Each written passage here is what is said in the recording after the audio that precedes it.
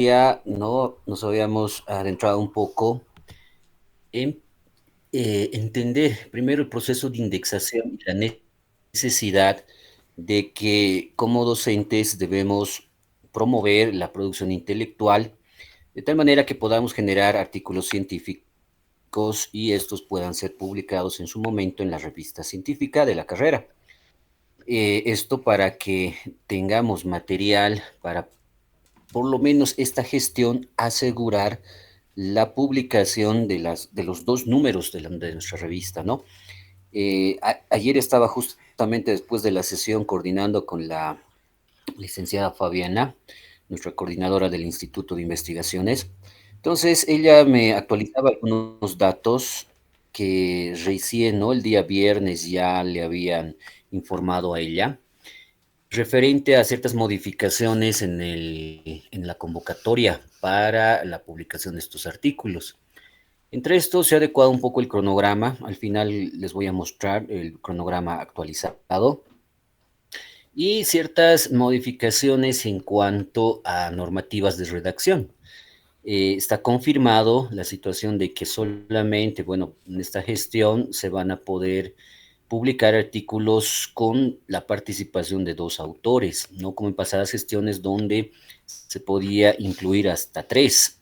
Entonces, eso tómenlo en cuenta, por favor. Se les ha enviado un formulario para que puedan ustedes llenar, ¿no? Incluir los datos personales, también el título tentativo y la línea de investigación.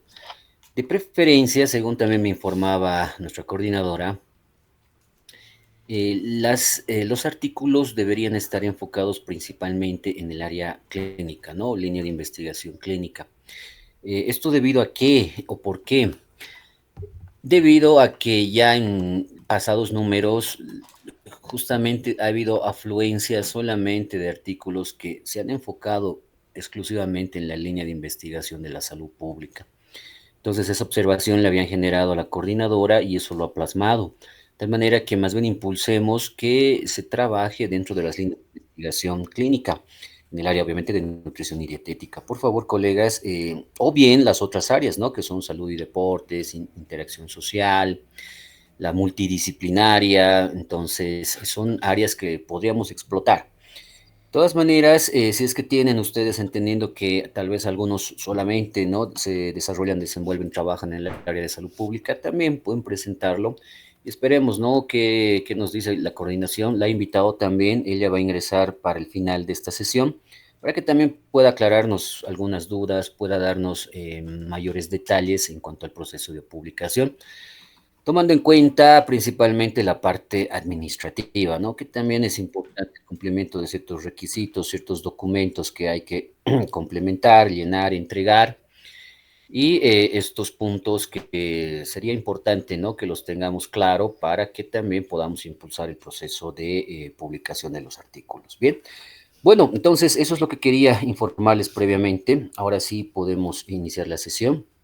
Permítanme, por favor, en lo que preparo el material.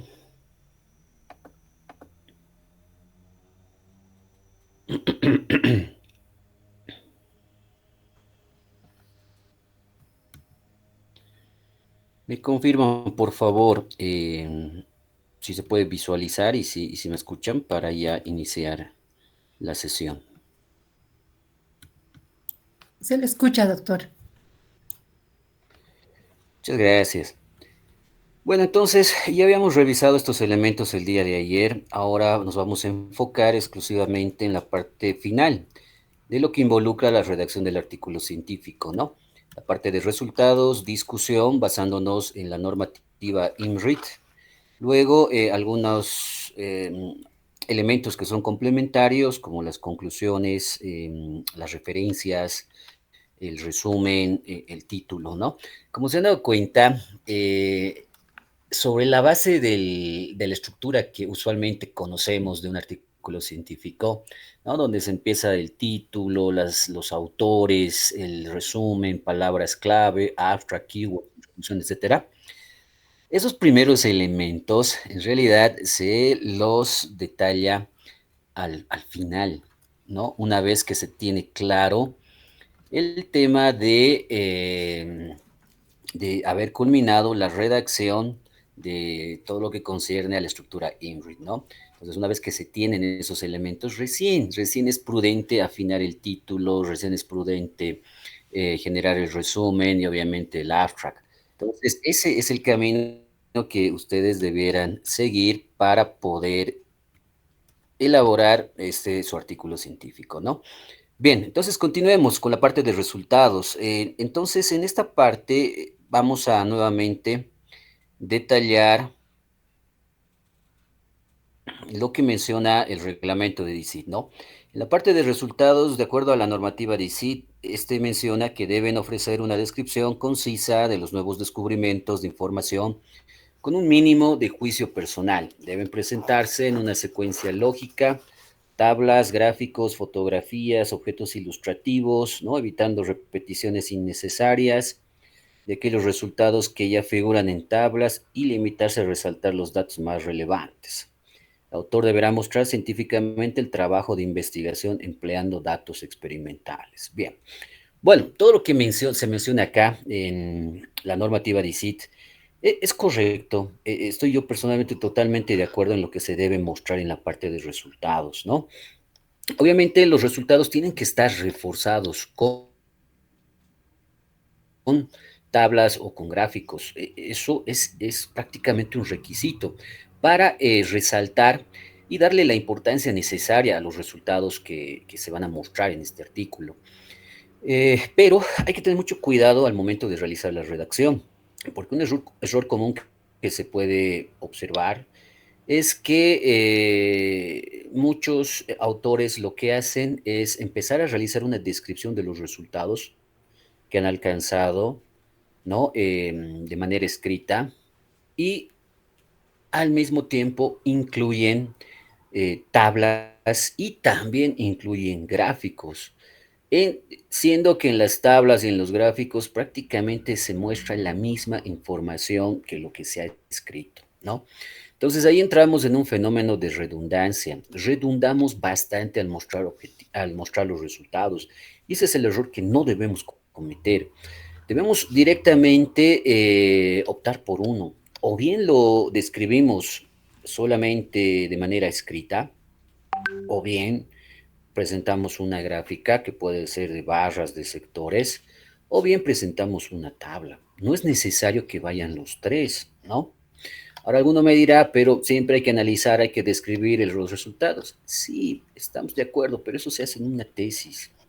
En este tipo de documentos científicos no es necesario entrar en redundancia. Hay que ser claros, hay que ser prolijos y enfocados, ¿no? Entonces, con la redacción nosotros podemos hacer más bien una introducción a lo que se quiere presentar en la tabla y ya mostrarlo en la tabla o en el gráfico sin la necesidad de volver a escribir todo lo que está ya mencionado, descrito en la tabla o gráfico, ¿no? Entonces, ese es el principal problema que se observa. Ustedes elijan también cuando hablamos de resultados, qué es lo que realmente van a presentar. Se tiene que hacer mucho énfasis en el objetivo general.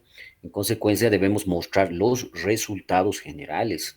No debemos acumular un montón de información. Ese es otro error común que se ve, ¿no? Llegamos a resultados y ahí nos encontramos con una gran cantidad de tablas, gráficos, información que al final de cuentas, en lugar de tratar de alcanzar, resolver el objetivo, más bien genera desviaciones. Para que no cometan ese error, justamente acá se los dejo, ¿no? Un flujograma y los elementos más relevantes que ustedes deben considerar para incluir en la parte de resultados, ¿no? Es una redacción, definitivamente hay que incluir una redacción donde se inicia, no se lo ha considerado durante el proceso de investigación, entonces tampoco es obligatorio incluirlo, ¿no? Pero aquellas personas o aquellas investigaciones que sí cuentan con esta información, pues podemos iniciar describiendo la muestra, ¿no?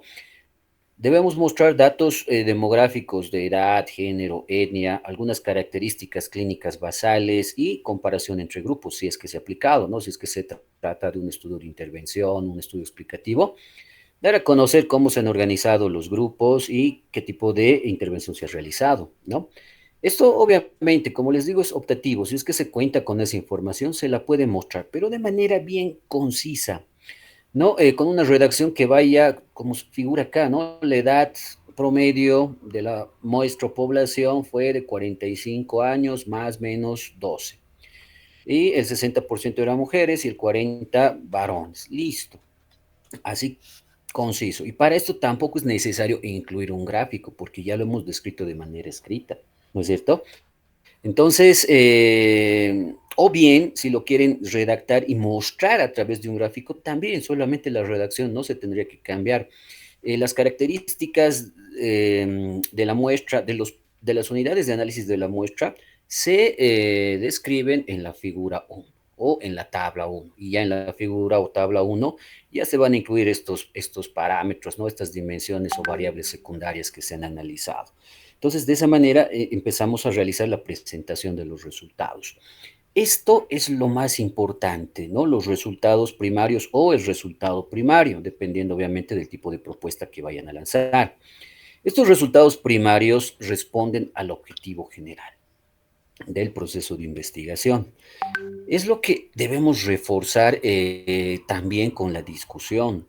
En algunas estructuras de algunas revistas, los resultados pueden ir adjuntos con la discusión. Es por eso que ese capítulo se llama resultados y discusión. Es que tal vez es una manera más relevante y adecuada de poder presentar los resultados, ya que a partir de la discusión nosotros podemos enriquecer académicamente y científicamente el resultado o resultados que se ha hallado en nuestra investigación. O bien, como en la estructura que tenemos actualmente en la revista, ¿no? Podemos presentarlo de manera separada, ¿no? En primera instancia los resultados y más abajo generar una discusión. Y justamente este es el resultado que se tiene que detallar, ¿no? Con las tablas que correspondan, los gráficos que correspondan, uno de ellos, obviamente, no ambos, y enriquecer la literatura de redacción cuando lleguemos a la parte de discusión, ¿no? Ahora, cuando presenten resultados, también va a depender mucho el tipo de estadística que ustedes vayan a aplicar. ¿Sí? Obviamente, si su estudio es cuantitativo, hay que tener cuidado en los términos que se van a utilizar en el objetivo general, ya que estos prácticamente direccionan y nos orientan a qué tipo de estudios se está realizando y qué tipo de estadística amerita aplicar, ¿no? Entonces, estudios descriptivos, por ejemplo, eh, se van a mostrar a través de un análisis estadístico univariado. Porque en un estudio descriptivo solamente nos interesa mostrar la realidad de lo que ocurre, ¿no? En una variable sobre una determinada población. Entonces, describimos, ¿no? El porcentaje de la variable A, variable B, variable C, etcétera. Entonces, esto lo podemos hacer dependiendo de los tipos de variables que tengan. Si son cuantitativas, pues se mostrarán, ¿no? Promedios, medias o desviaciones estándar, percentiles. Y si son las variables categóricas, más bien, ¿no? Tabla de frecuencias, porcentajes, o bien, ¿no? Gráficos de barras o de sectores. Pero si su estudio es correlacional, donde más bien están buscando ustedes una asociación, relación o correlación entre variables, bueno, el análisis estadístico también cambia, ¿no? Donde ahí se puede aplicar estadística inferencial o estadística descriptiva, pero ya bivariada. Entonces, el mostrar los resultados también va a cambiar, porque no vamos a mostrar una tabla de frecuencias convencional, no. Asumamos que hemos realizado un trabajo de investigación donde estamos buscando la asociación de dos variables, pues ¿de qué me sirve presentar una tabla de frecuencias convencional donde voy a mostrar porcentajes? Eso no aporta en nada, eso no responde al objetivo general. Para este tipo de propuestas de asociación, pues tendré que incluir la tabla de contingencia, ¿no? Será 2 por 2 o si son variables dicotómicas, o bueno, una tabla mayor si fueran politómicas, ¿no? Y incluir los valores del chi cuadrado, por ejemplo, si es que es lo que se ha calculado, o bien el odds ratio, riesgo relativo, el test exacto de Fisher, ¿no? Entre otras pruebas estadísticas no paramétricas que se pueden utilizar. O bien, si van a ser paramétricas, ¿no? Test Student, por ejemplo, para muestras independientes, para muestras dependientes, ANOVA, entre otros estadísticos que se pueden utilizar para ese tipo de propuestas, ¿no? Entonces, las tablas que corresponden hay que mostrarlo y no enfocarnos exclusivamente a querer adjuntar tablas de frecuencias descriptivas, porque eso no va a permitir alcanzar el objetivo general. Bien, para estudios explicativos lo propio, ¿no? La estadística usualmente tiene que ser paramétrica, bivariada mínimamente o multivariada. Entonces, en ese caso tenemos opciones como la TDStudent, como la ANOVA. Y obviamente ahí tenemos que incluir la tabla correspondiente. Y en estos últimos estudios, importante identificar el p-valor.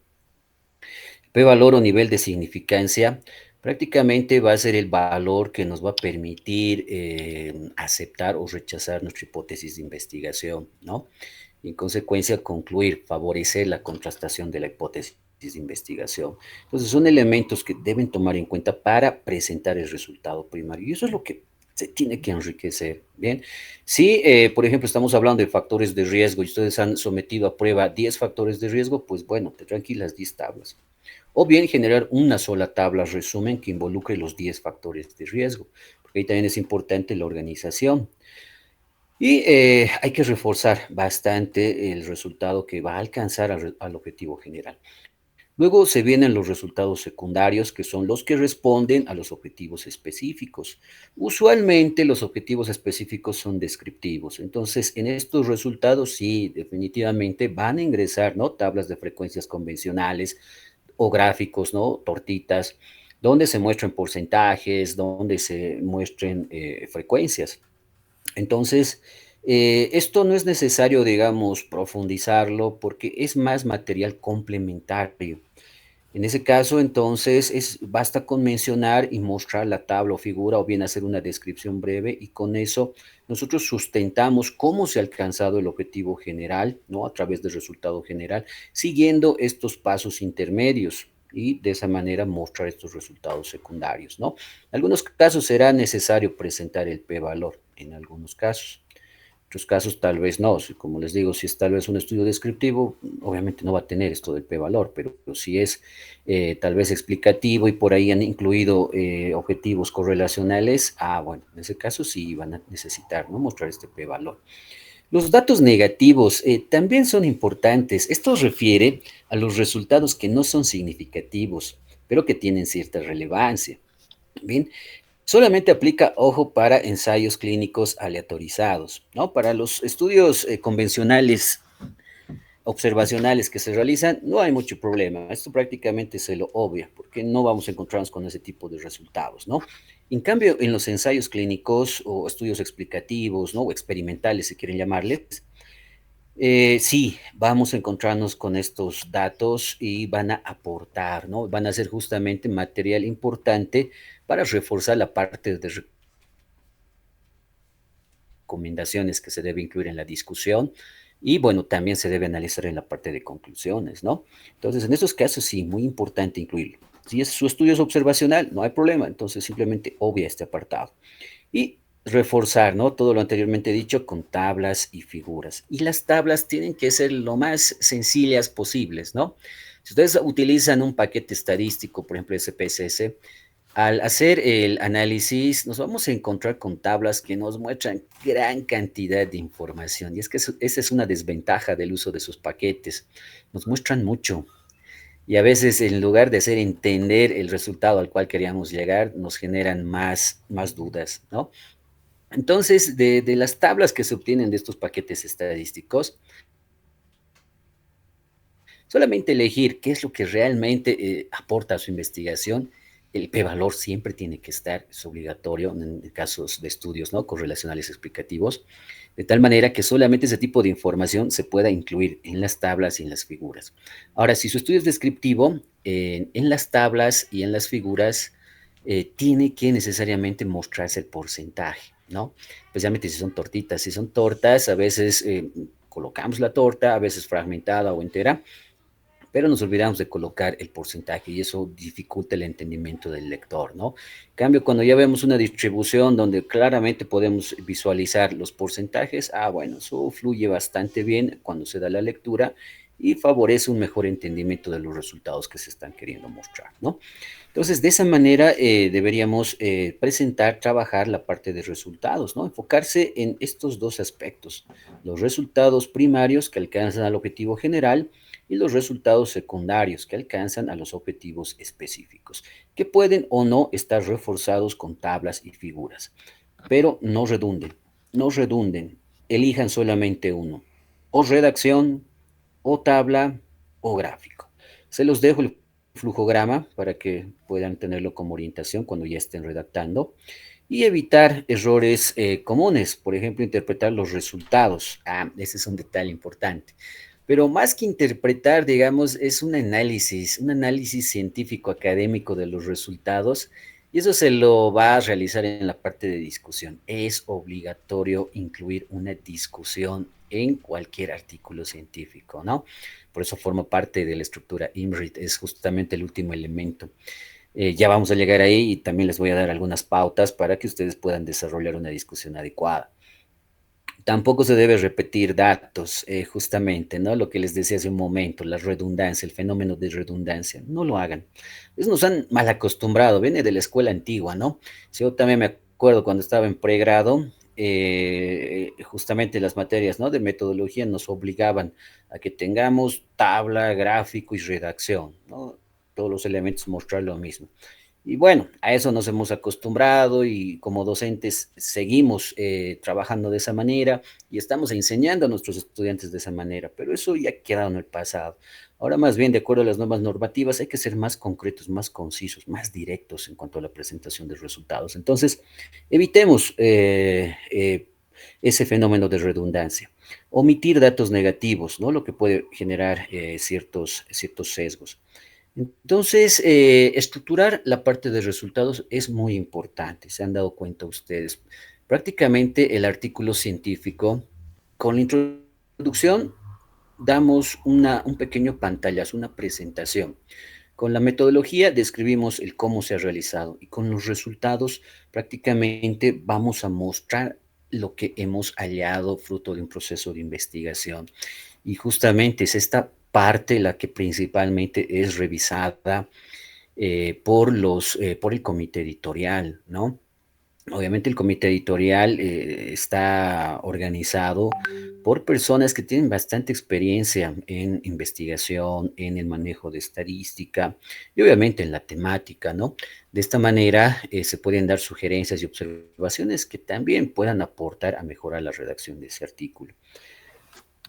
Bien, continuamos, ¿no? Con el ejemplo que habíamos estado abordando el día de ayer. En la parte de resultados, justamente, miren, esta revista viene fusionado estos dos elementos, tanto resultados y discusiones vienen en un solo apartado, ¿no? Pero en nuestra revista esto está separado, es así que en una primera instancia solamente van a mencionar resultados y más adelante la parte de discusión. Entonces, como pueden ustedes ver, se ha iniciado con una descripción de la muestra porque se contaba con esos datos, ¿no? Las edades de los participantes oscilaron entre 19 y 32 años. Los valores medios del IMC, circunferencia, ¿no? Etcétera, etcétera, etcétera. Y listo. No hay una tabla que involucre esta información porque no es necesario. Ya se lo he incluido aquí, la información, y con eso se ha presentado la muestra. Posteriormente se pasa, ¿no? A los resultados principales que están reforzados con tablas y figuras. Ahora, la inclusión de la tabla o figura también va a depender del criterio que tenga la revista. Algunas revistas exigen que vaya al lado o en el texto donde se vaya a desarrollar resultados. Otras revistas más bien solicitan que esta información vaya al final del artículo o bien inclusive vaya en otro archivo. Eso dependerá. En el tema de nuestra revista específicamente, tiene que ir acompañado al texto, ¿no? Que se está desarrollando en el apartado de resultados, tal cual lo vemos en el ejemplo, ¿no? Entonces, algo importante también, las tablas y las figuras tienen que incluir necesariamente un título que explique, ¿no? Que haga entender y sustente el trabajo que se ha realizado para alcanzar el objetivo general, ¿no? En este caso, figura 2, curva de respuesta glucémica promedio al consumo de 50 gramos de glucosa, ¿no? Y tras el consumo de 50 gramos de carbohidratos disponibles en galletas de chuño. Entonces, tenemos un título que es bastante indicativo, que direcciona y hace entender de qué se va a tratar esta tabla, ¿no? Y ahí están, obviamente, los elementos que se solicitan. Y más abajo, bueno, ya se empieza con la redacción para entrar a otro elemento, ¿no? Aquí al lado tenemos el ejemplo de una tabla.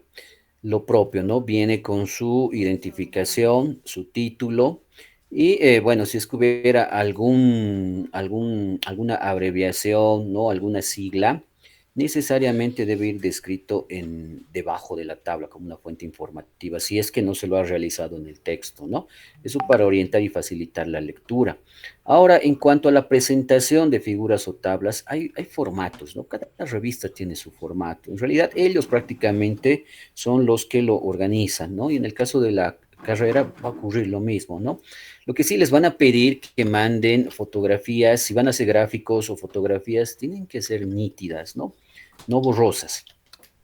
Luego, de buena calidad, obviamente, ¿no? Luego, las tablas tienen que estar trabajadas necesariamente en Excel, ¿no? Y luego trasladadas a Word. No tienen que ser imágenes, no tienen que transformarse en imagen, porque eso va a dificultar que más adelante se pueda realizar la edición. Entonces, son detalles que tienen que tomar en cuenta. Luego, la fuente. La fuente también dependerá, ¿no? De los criterios que pide la revista. En algunos casos no es necesario cuando el gráfico, tabla, cuestión es elaborado por el autor o autores. En ese caso, la revista no solicita ni obliga a que se coloque, ¿no? El tenor de fuente, elaboración propia. Bueno, es el criterio que tiene la revista. Pero en el caso de nuestra revista, sí, les comento que sí les van a pedir necesariamente una fuente. Y por más que sea elaborado de ustedes, por ustedes, tenemos que colocar, ¿no? Esa redacción, elaboración propia. Y con eso vamos a tener plasmado, elaborado y presentado una buena tabla, un buen gráfico que vaya a mostrar los resultados que se han hallado. Luego, resultados secundarios, ¿no? Que también se tienen que reforzar con tablas o figuras, también, ¿no? La información necesaria, el número, la identificación y el título en cuestión. Algo que me olvidaba, ¿no? En el texto tiene que ir el indicador.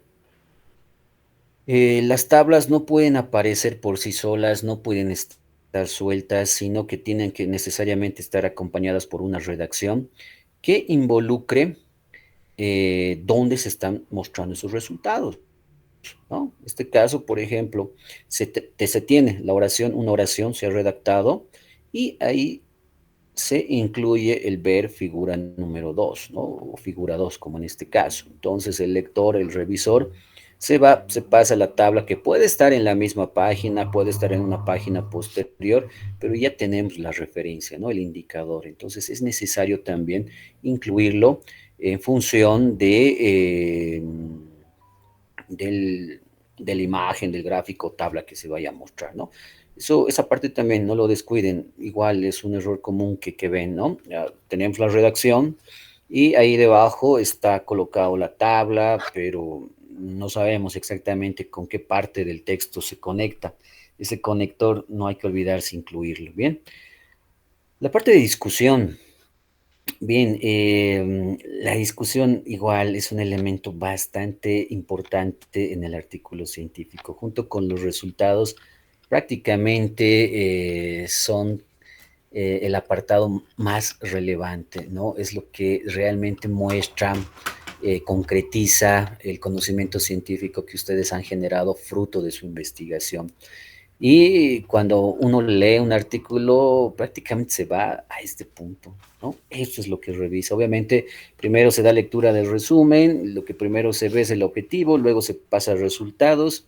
Si los resultados le interesa al lector, ¿no? Entonces rápidamente se pasa a ese apartado y los refuerza con la discusión.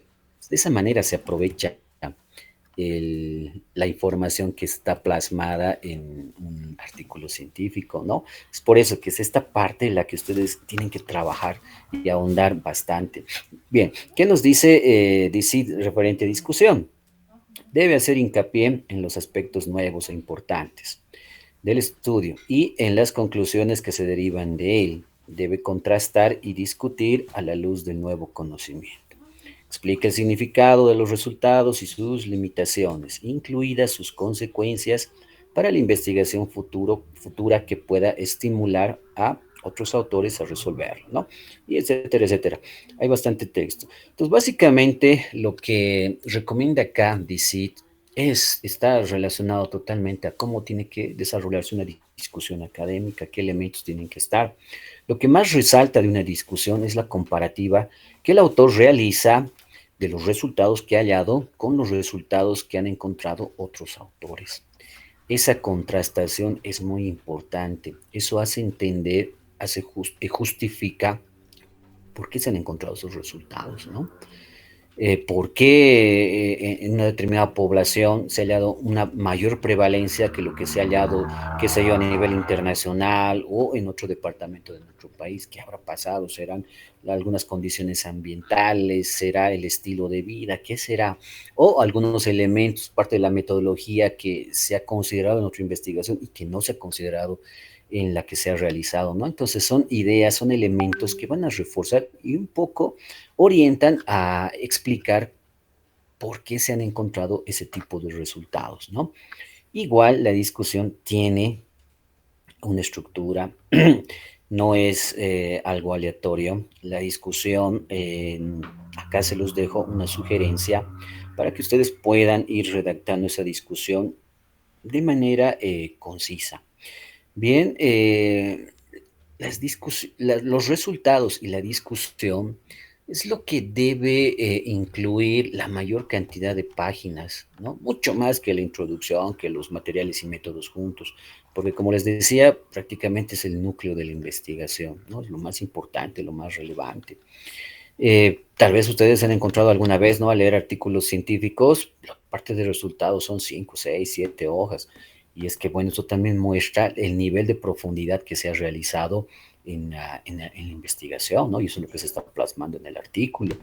Entonces, va a depender, obviamente, de la profundidad, el alcance de la investigación que se ha realizado. Son elementos externos que van a influir en el momento de presentar resultados y obviamente generar la discusión. En la discusión, entonces, un resumen de los hallazgos que se han encontrado, comparativa con la literatura, interpretación, limitaciones, implicaciones y futuras investigaciones.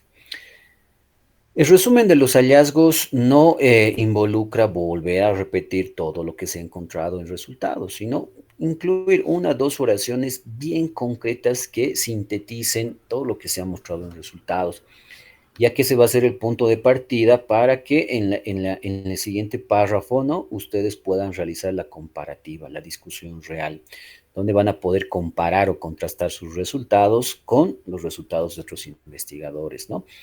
Qué coincidencias hay, qué divergencias y lo más importante, por qué.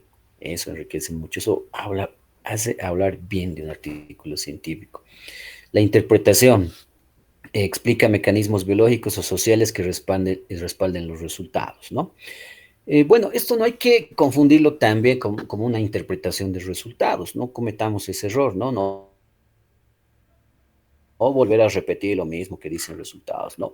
Ser concretos, más bien tratar de explicar por qué hay estas coincidencias, por qué hay estas divergencias, ¿no? Basándonos obviamente en los resultados que se vayan a encontrar en otros estudios. Y esto también se suma mucho en la experiencia misma del autor.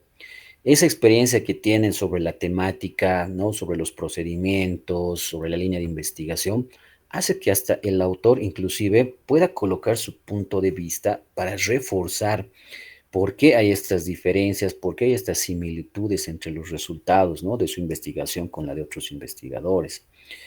Luego también debemos conocer las limitaciones. Necesariamente hay que hacerlo conocer. Puede que durante el proceso de investigación me haya dado cuenta, ¿no? De que podía haber incluido otras variables, podría haber trabajado con un alcance tal vez más profundo, no descriptivo, no tal vez correlacional. Entonces, todo eso hay que explicarlo. Y justamente acá es donde hay que ser autocríticos como investigadores y reconocer los sesgos que se han generado durante el proceso de investigación, así como también las debilidades del estudio. Eso es real, porque ningún trabajo es perfecto.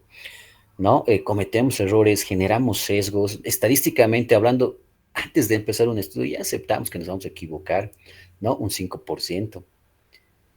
Y eso es real, ¿no? Cuando ustedes realizan el cálculo de la muestra, ya están aceptando que se van a equivocar 5%, ¿no? Porque usualmente el valor Z que consideramos es el 95%. Y si ustedes aplican una fórmula, qué sé yo, en Excel o un paquete estadístico, el paquete Excel directamente asume que va a haber un error del 5%, ¿no? Entonces, ya en términos de estadísticas, obviamente, probabilidades, esto tal vez no es tan significativo, eso es real, pero no, a medida que vamos avanzando, hay ciertos factores que van a influir y van a favorecer la generación de sesgos. Y entonces, es muy probable que por ahí hayamos cometido algún error, ¿no? Y esto también puede darse justamente a estas limitaciones. Entonces, hay que hacerlo conocer, hay que ser, como les decía, autocríticos, reconocer que hasta dónde hemos podido llegar, qué nos falta, porque a partir de eso vamos a nosotros dar una recomendación, ¿no? Que es lo que vamos a incluir más adelante. Implicaciones, aplicaciones prácticas o recomendaciones para políticas clínicas, ¿no? Entonces, aquí aceptamos nuestros límites y acá recomendamos, ¿no? Que otro equipo de investigación podría hacer para darle continuidad a este estudio. Eso es importante porque de eso se trata. Publicar involucra facilitar, divulgar conocimiento científico. Y este conocimiento científico, que puede ser nuevo, ¿no? Va a ser la base para que otro equipo de investigación pueda iniciar otro proceso de investigación, tal vez para ahondar, tal vez para contrastar, ¿no? La reproducibilidad es importante en la investigación cuantitativa. Entonces, son elementos que vamos a generar en este apartado. Y futuras investigaciones, ¿no? Sugerir qué se podría hacer, qué se podría cambiar. Entonces, clave dentro del proceso de elaboración de un artículo científico. Y aunque no me crean, es el elemento que más se descuida. ¿No? Alguna vez me ha tocado revisar artículos donde su discusión es un párrafo, máximo dos párrafos. Y en estos dos párrafos lo que hacen es una descripción de los resultados que se hallan, ¿no? A veces por el tiempo, yo me imagino, o bien por la falta de información, no logran concretizar el desarrollo de la discusión, pero a partir de ahora, con esta aclaración, refuercen bastante con literatura científica, ¿no? Si se han dado cuenta en la parte de introducción, que es donde empieza el citaje, ya se tiene que incluir, les decía, ¿no? Cada oración con su cita. A lo mucho incluiremos unas 5 o 6 citas bibliográficas, ¿no? Si tal vez, digamos, un estudio es muy profundo, llegaremos hasta unas 10. Pero ¿dónde se va a ahondar con bastantes referencias y citas? Va a ser acá, en la discusión de los resultados, ¿no? Donde a ustedes al realizar estas comparativas con otros estudios fácilmente van a llegar a unas 20 citas solamente en este apartado, ¿no? Estas 20 con las 10 que se anticipaban, 30 es lo ideal en un artículo científico. Pero bueno, hasta en eso a veces nos ponen limitantes, ¿no? Algunas revistas solamente nos solicitan que no vaya más allá de las 10 referencias, otras no, que más bien quieren mostrar todo. Es por eso que alguna vez tal vez se han encontrado con un artículo, ¿no? Donde van a las referencias, se encuentran con más de 100 referencias para un solo artículo. Es que también es la exigencia que tiene cada revista. Y donde explotan gran cantidad para la inclusión de referencias, justamente acá, ¿no? Parte de discusión. Lo propio, el flujograma, para que lo puedan realizar. Los resultados ya se han mostrado en el apartado que corresponde. Entonces, no es necesario volverlos a colocar. En discusión no se colocan tablas, gráficos, no es necesario que vaya. ¿Por qué? Porque eso ya se ha incluido en la parte de resultados. Ignorar limitaciones, lo que reduce la credibilidad, eso es importante, hace un momento les decía, ¿no? Siempre hay límites. Nosotros conscientemente sabemos hasta dónde hemos llegado y qué podría faltar, y eso va a permitir generar recomendaciones, ¿no?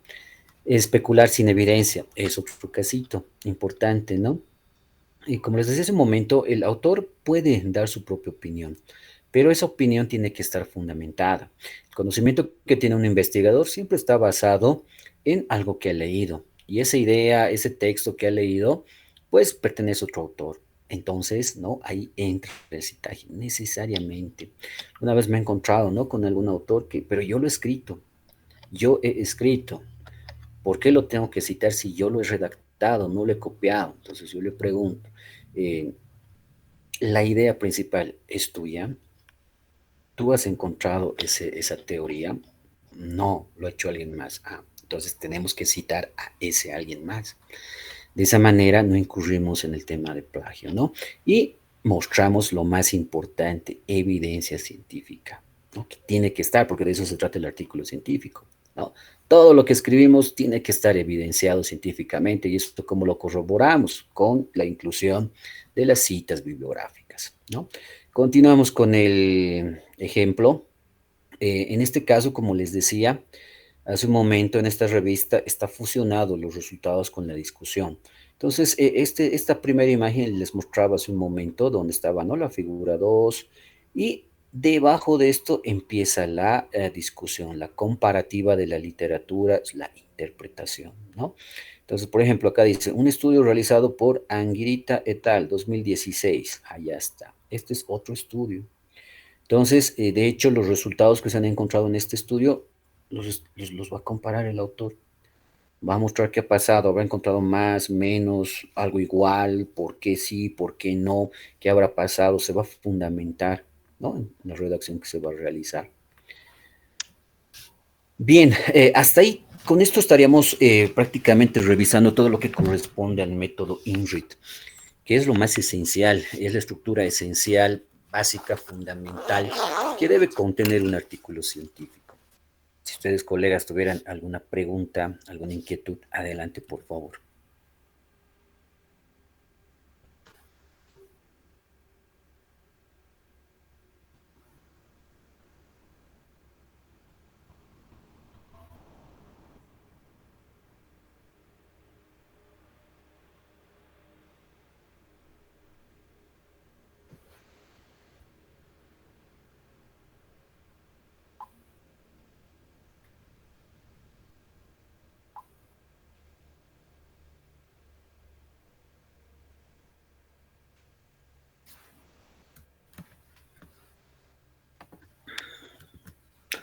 Bien, bueno, entonces continuemos.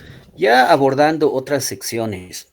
Em, bueno, estos elementos son propios característicos de las revistas, ¿no? Cada revista tiene su propia reglamentación y en consecuencia una estructura particular.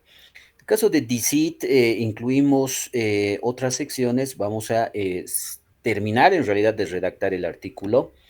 Es decir, que después de discusión justamente viene, ¿no? La parte de conclusiones, conflicto de intereses y las referencias bibliográficas. Las conclusiones es un apartado que engloba los resultados de la investigación. Constituye el arribo del estudio realizado, las conclusiones son el producto de los resultados y la discusión de la investigación, no pudiendo ser ambiguas en su redacción. La conclusión prácticamente va a abordar dos puntos importantes. Primero, el objetivo general, y segundo, la hipótesis.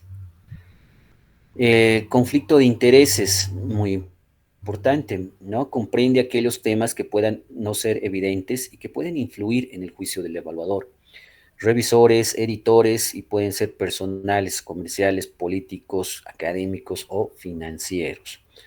Si es que, digamos, de por medio hubiera alguna característica económica, tal vez por ahí, ¿no? Algún, algo referido a producción intelectual, ¿no?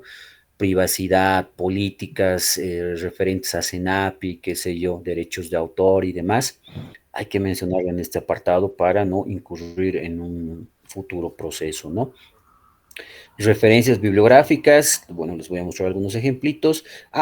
Aprovechando que se han mencionado las referencias bibliográficas, comentarles que en la nueva estructura que me han enviado el día de ayer, esta parte de referencias directamente menciona al uso del APA, normativa APA versión 7, y no así Vancouver. Entonces Vancouver está quedando en desuso, ¿no?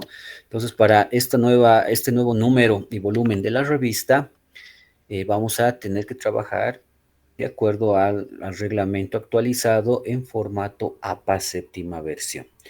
Bien, entonces yo les voy a mostrar, también les voy a dejar algunos ejemplitos y también les voy a pasar un librito referente a APA séptima versión para que ustedes lo puedan trabajar de esa manera.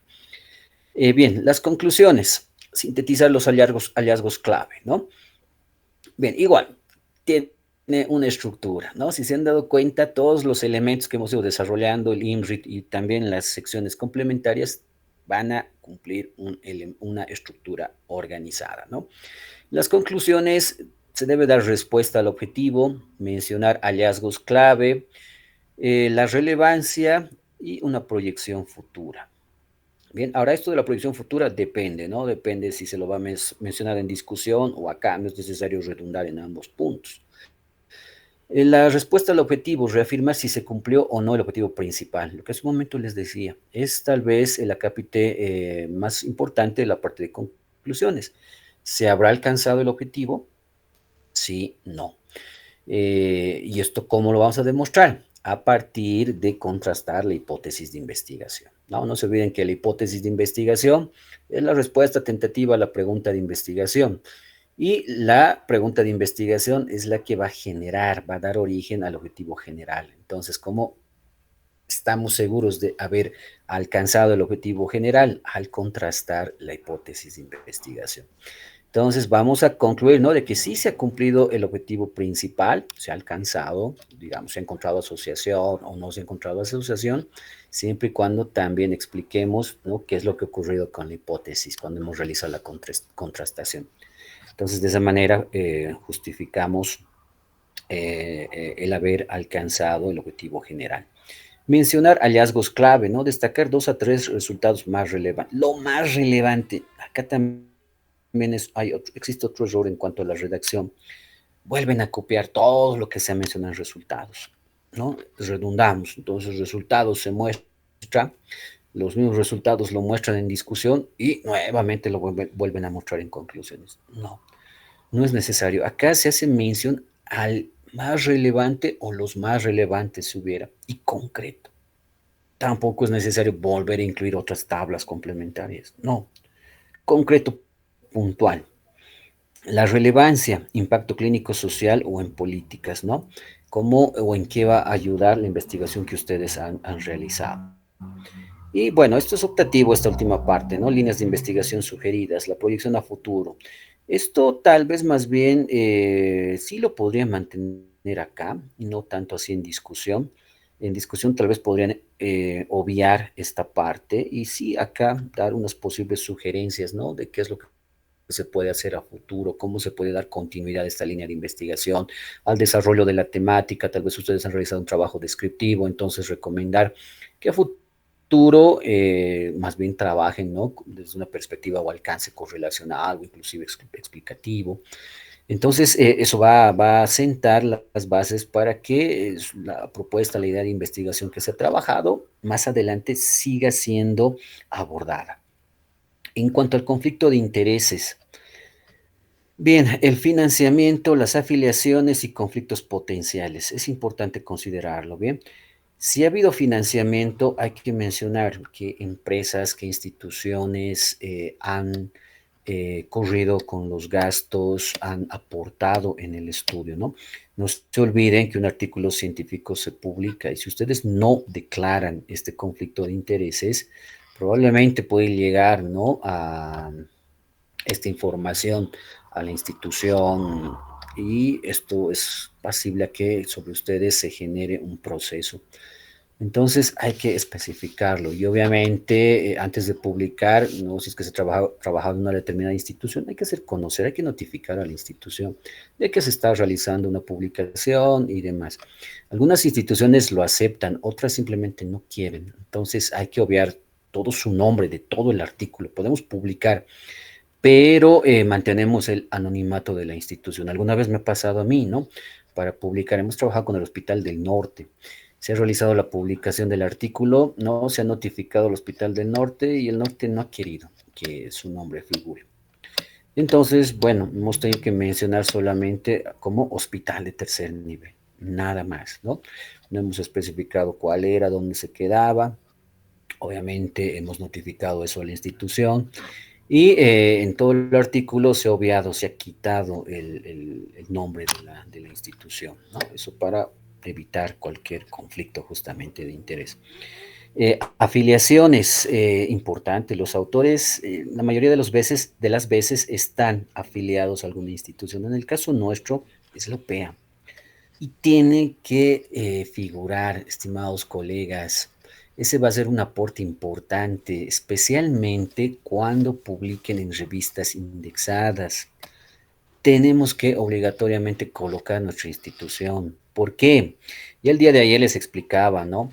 El tema del ranking de universidades, justamente cómo, sobre qué se basan para poder darle, ¿no? Cierta credibilidad académica a una institución superior, justamente en la cantidad de artículos científicos que publican, ¿no? Tanto sus docentes como estudiantes, entre otros parámetros que existen, ¿no? Pero esto de la investigación juega un papel importante. Entonces, cuando se hace la revisión, es fácil, ¿no? Entramos a una base de datos, ahí colocamos UPEA y nos va a salir qué artículos han sido trabajados por autores que están afiliados a la UPEA, ¿no? Y si ustedes revisan alguna vez por curiosidad, se van a encontrar con que hay poco, ¿no? Colocan UMSA, uff, hay bastante, ¿no? La UMS de Cochabamba, lo propio. Entonces, es tal vez un punto débil que tenemos como institución, que tenemos que más bien reforzarlo, ¿no? Entonces, tal vez acá hay alguien que es experto en publicación, ¿no? Entonces, y lo hace tal vez ya a nivel de revistas indexadas. Ese aporte, ese granito de arena va a ser importante, ¿no? Siempre mencionar que usted pertenece a la carrera de nutrición, al de la Universidad Pública del Alto. Y así de poco vamos, ¿no? Abriendo camino en la comunidad científica y obviamente ganando esos puntitos que en algún momento van a ser clave, van a ser importantes, ¿no? Conflictos potenciales, intereses personales, patentes, derechos intelectuales, lo propio. A veces entre autores hay esa discrepancia, ¿no? Cuando hay varios autores, algunos obtienen el CENAPI y al tener CENAPI ya no se puede publicar, les comento. ¿Por qué? Porque el CENAPI es un servicio de producción intelectual. Entonces, si ustedes quieren publicar, necesariamente, ¿no? La persona que ha realizado el registro en CENAPI debe dar una autorización por escrito. Si no existe esa autorización, prácticamente estamos en problemas serios, ¿no? Procesos de por medio. Entonces, aquí es donde se declara, si es que existe este tipo de conflicto de intereses, hay que declararlo, ¿no? Y siempre entre autores es que trabajan un artículo más de una persona, pues conversar, ser sinceros, ¿no? ¿Qué es lo que está pasando? ¿Cuánto han aportado? Inclusive hay normativas para que podamos incluir el orden de los autores, ¿no? Eso obviamente no lo vamos a analizar ahora, pero en algún momento puede que les pase, ¿no? Especialmente cuando quieran publicar en revistas indexadas, hay, hay criterios que realmente permiten identificar dónde tiene que ir cada autor. Bueno, entonces, elementos importantes que se deben incluir en el conflicto de intereses. Las referencias bibliográficas.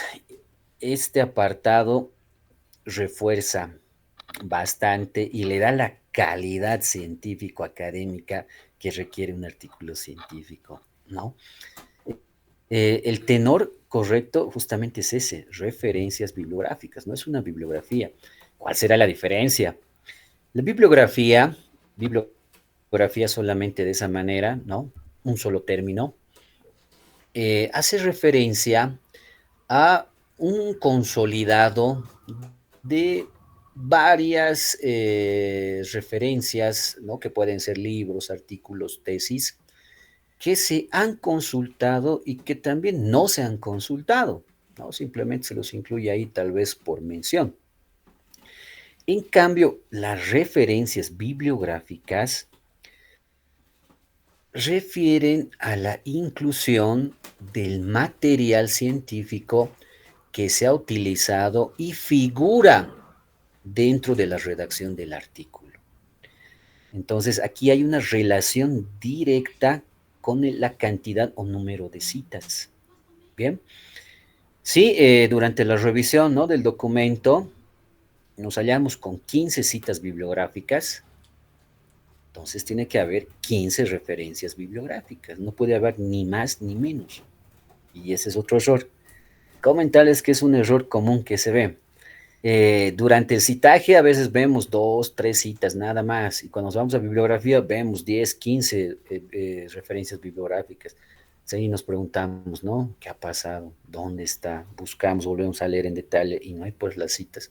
Entonces eso a uno le hace dar cuenta que lo que ha hecho es copiar tal vez de algún documento todo lo que involucra la parte de bibliografía y colocarlo, ¿no? Le damos o desvalorizamos la importancia de las referencias bibliográficas al incurrir en esa falta, ¿no? O a veces ocurre que existe gran cantidad de citas y en cuanto a referencias hay pocas, ¿no? También me ha pasado mucho, especialmente con las tesis me ocurre eso. Las tesis empezamos a revisar y nos encontramos con que hay unas 80 citas bibliográficas. Llegamos a referencias y solo hay 15. ¿Qué ha pasado? ¿Dónde está toda esa información? Entonces, ahí nos damos cuenta que qué es lo que ha hecho el tesista, en qué ha incurrido. Copiado y pegado, ¿no? Especialmente por el marco teórico de otras tesis, de otros artículos, donde sí citan y se ha olvidado borrar, se ha olvidado adecuar, y bueno, ahí se incurre en el problema, ¿no? Y en artículos también he visto, ocurren. Ambos errores son comunes, les comento. Entonces tengan mucho cuidado, ¿no? 10 citas, 10 referencias, 15 citas, 15 referencias, 18 citas, 18 referencias. Una relación directa entonces entre la cantidad de citas con el número de referencias bibliográficas. Bien, como ya les anticipaba hace un momento, de acuerdo al nuevo reglamento, eh, las referencias tienen que presentarse en formato APA, APA séptima versión. Y acá justamente se los incluyo un ejemplo del formato APA. Se redacta tal cual lo ven en pantalla, ¿no? Necesariamente se toma en cuenta un espaciado, una sangría. Luego, obviamente existe una estructura organizativa para las referencias. El ejemplo que vemos acá en pantalla es la sexta versión. Difiere mucho de la séptima versión. Hay detallitos, les voy a pasar el libro para que ustedes puedan tomar como referencia cuáles son los elementos que ahora se deben considerar en la séptima versión. Se parece mucho, solo que al final, en el caso, por ejemplo, de artículos científicos, al final, ahora en la séptima versión, es obligatorio que vaya el DOI. Como ya les explicaba el día de ayer, el DOI es prácticamente el carnet, ¿no?, de identidad de un artículo científico. Ese número es único a nivel mundial. Todo el mundo, ¿no? Cualquier persona puede ingresar a su artículo científico con su respectivo DOI. Luego los demás elementos no han cambiado mucho, les comento. Igual van, ¿no?, los apellidos de los autores, el apellido paterno, el primer nombre, ¿no? Se enlistan todos los autores, el año, entre paréntesis, el título del artículo, el nombre de la revista, el volumen, el número, las páginas y el DOI, que es obligatorio en la séptima versión, ¿no? Entonces, con eso se complementa y se presentan las referencias bibliográficas. Bien. Ahora, tal vez para ayudarles en la redacción, importante, aprovechando, ¿no?, Hoy en día la tecnología, las TICs, las tags ayudan bastante, bastante. Hay que saber aprovecharlo. En este caso, para poder organizar la documentación, artículos, toda la información que se vaya a recabar y facilitar la generación de citas y referencias.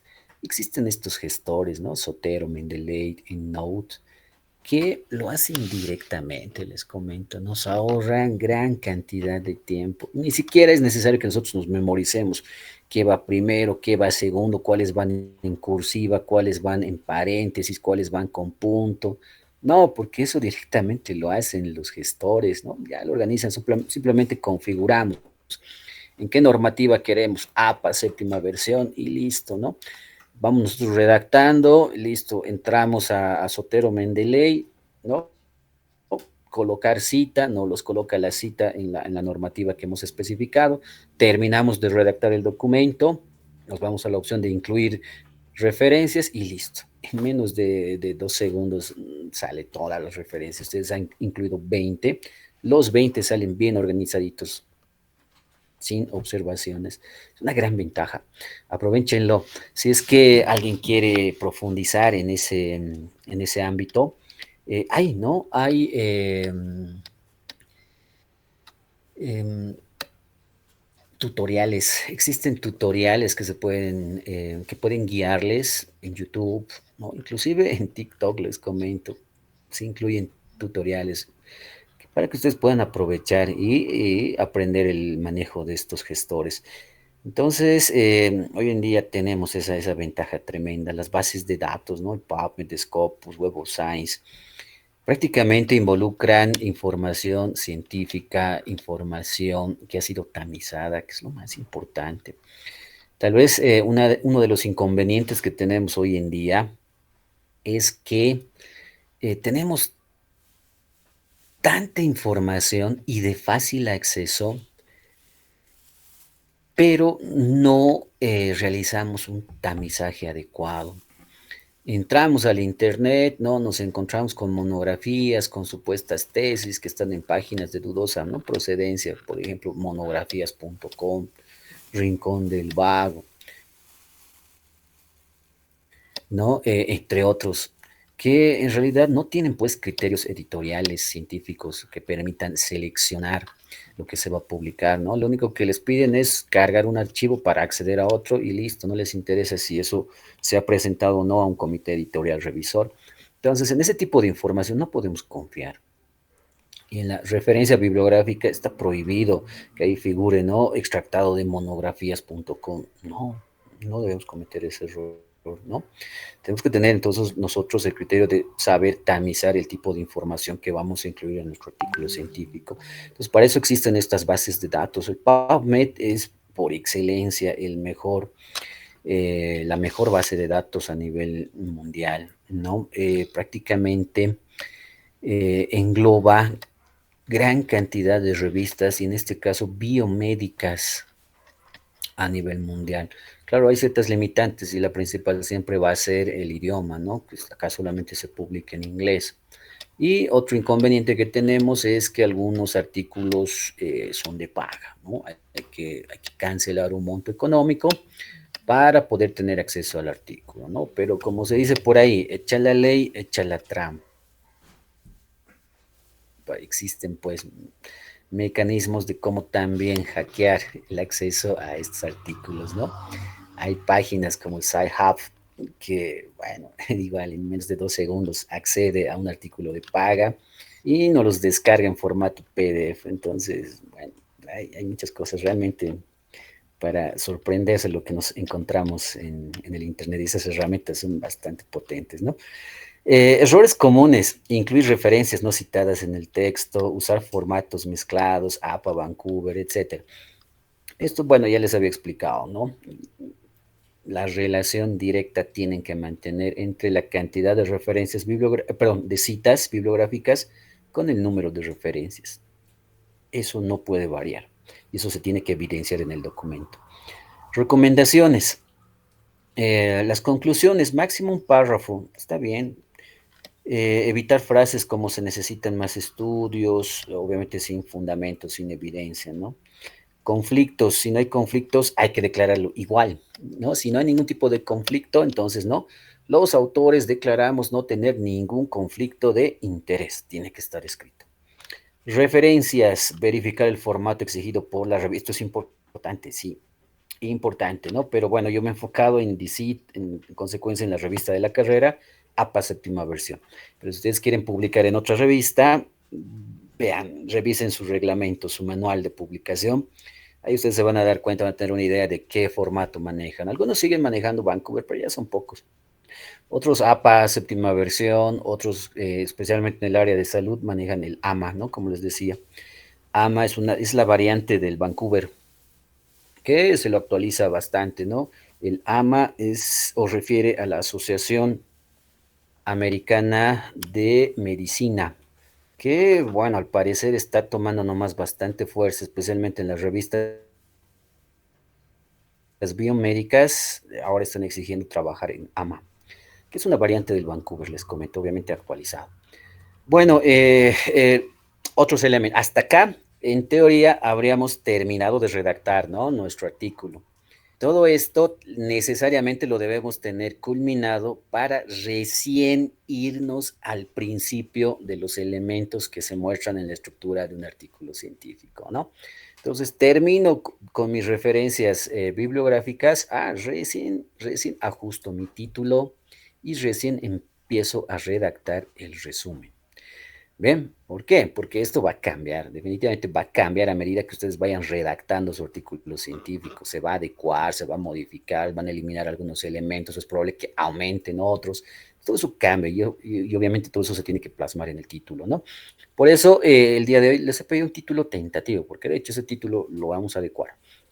Entonces, recién empezamos con la redacción de estos últimos elementos que van al principio de un artículo científico, ¿no? El título es la frase que condensa la información de manera coherente y completa. Por tanto,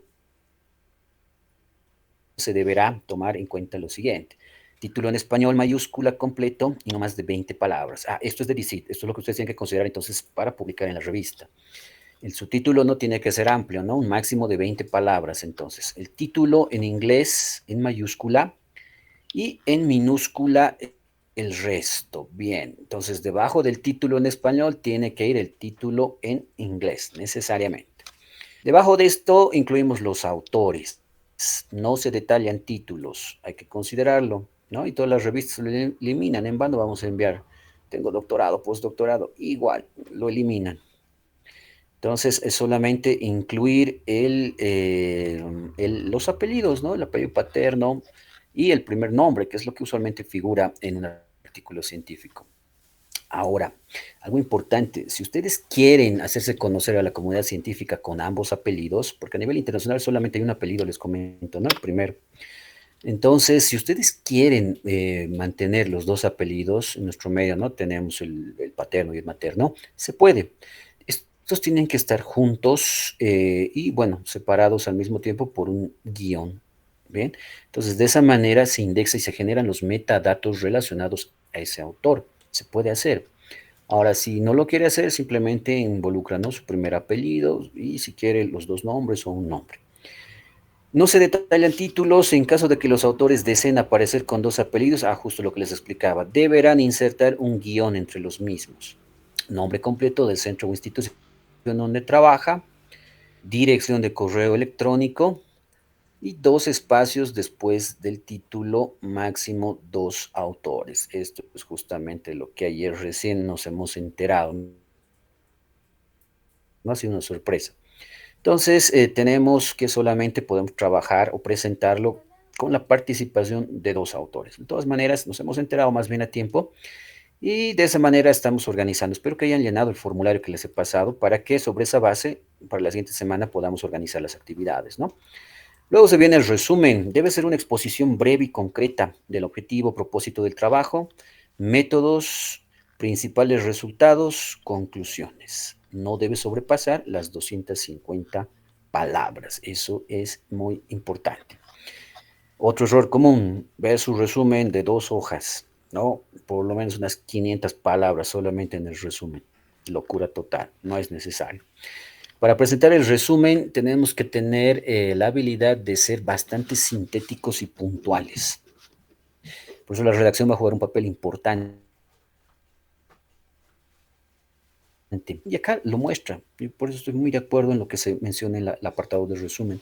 Y obviamente yo les voy a estructurar más adelante en una tablita para que ustedes consideren esos elementos en incluir en su resumen. Seguido de esto, las palabras clave. Mínimamente tres, dice, 3 a 5 palabras, ¿no?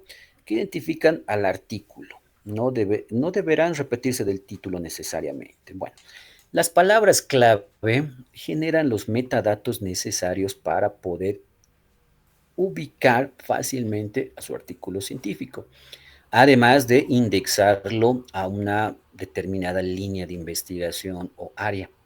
Entonces, estas palabras clave a veces, ¿no? Al azar lo colocamos y en realidad no tiene que ser así. Les comento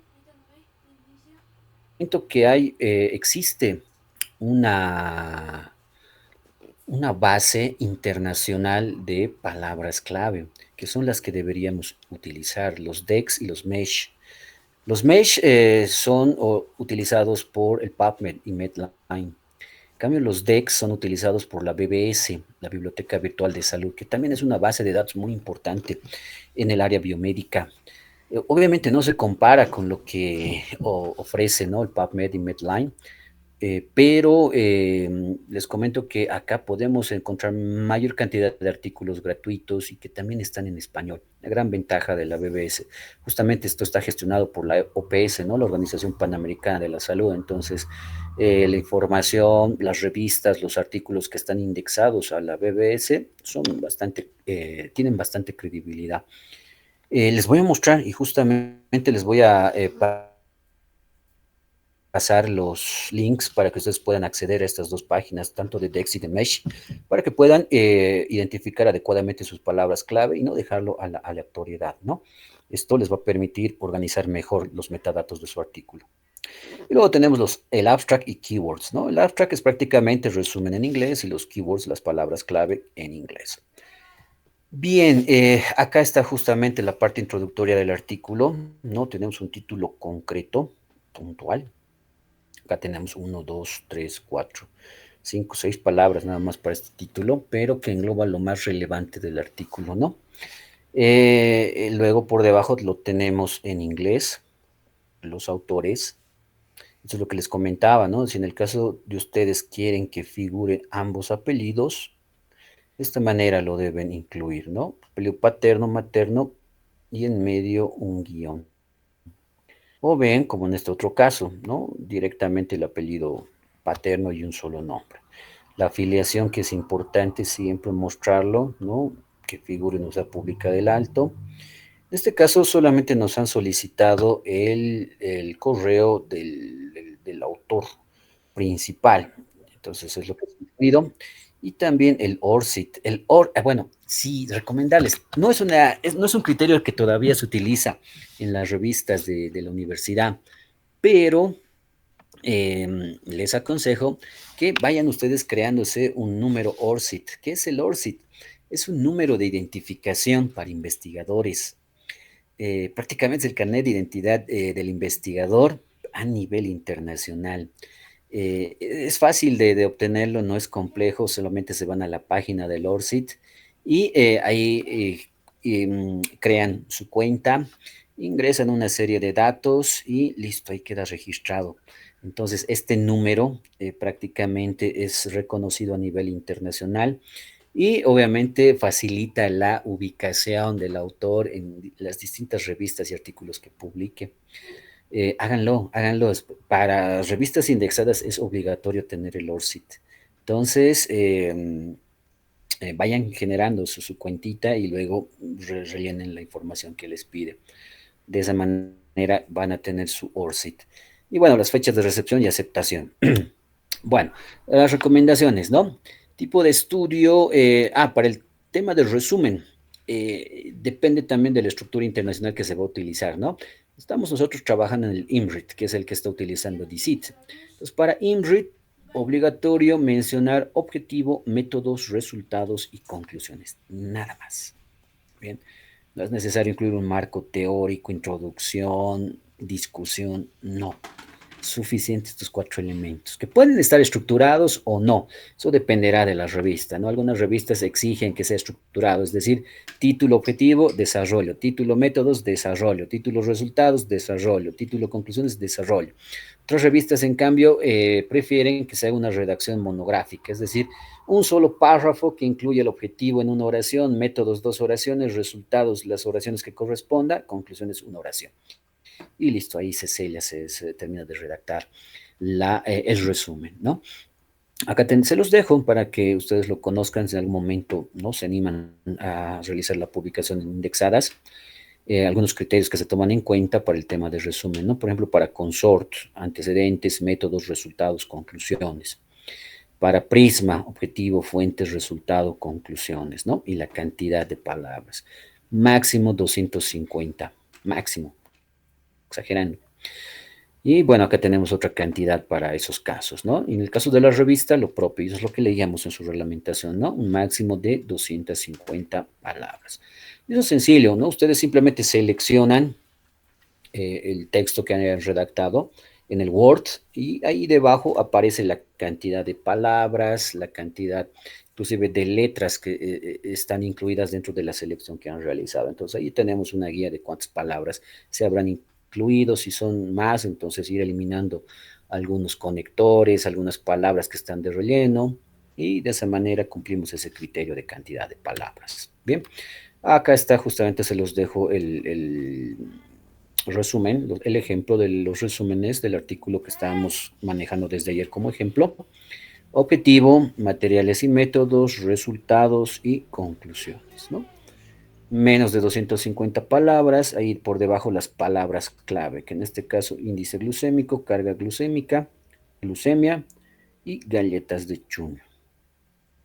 Al lado el abstract correspondiente, que igual, ¿no? Están los objetivos, materiales y métodos, resultados, conclusiones y las palabras clave traducidas también al inglés. Bueno, en cuanto a palabras clave, ¿no? La revista ya nos decía máximo 5 palabras, más que suficiente. Justamente acá, ¿no? El mesh y el dex, de lo que les hablaba hace un momento. Estas son bases de datos solamente de palabras claves. Justamente ahora aprovecho en mostrárselos. Tenemos acá el DEX, esta es la dirección, la página del DEX. Depende directamente de la BBS, ¿no? Que es a su vez dependiente de la OPS. Entonces acá ustedes entran a esta página, les he dejado el link, entran a la página y se van acá a realizar la consulta. Es una página que está en portugués, ¿no?